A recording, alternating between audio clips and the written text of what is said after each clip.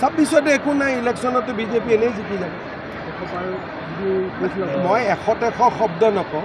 কিন্তু বিজেপিৰ গভৰ্ণমেণ্ট 100% এনেই হৈ যাব ইয়াত কোনো একো বাকী নাই আমাৰ যিমান কাম আছে আমাৰ কমপ্লিট আছে ভাল কৰি আমাৰ জিকি যাব এটা ডিব্ৰুগড়তে প্ৰশান্ত ফুকনক কোনে হৰুৱাব কোনোতো কেণ্ডিডেটে নাই গতিকে আমাৰ কাৰণে ইলেকশ্যনটো ইমান ডাঙৰ ইছ্যু নহয় ল'ৰা ছোৱালীক চাকৰি দিব লাগে মাটিৰ পট্টা দিব লাগে এইবিলাকে হৈছে আমাৰ কাম জনজাতিকৰণৰ ক্ষেত্ৰতো আমি কথা পাতি আছোঁ আপুনি তেৰা প্ৰশ্নবিলাকে কৰি থাকে যোৱাকালিও ক'লোঁ জনজাতিকৰণত আমাৰ সমৰ্থন আছে এইবিলাক মোৰ লগত বাবা এপ্লাই নকৰিব বহুত অভিজ্ঞ মানুহ কোনে কি বাবা চাওক কোনে কি কাৰণত প্ৰশ্ন সোধে মই বুজি পাওঁ নহয় অভিজ্ঞতা হৈ গ'ল এইটো হ'ব এজন সাংবাদিকে এটাই প্ৰশ্ন কৰে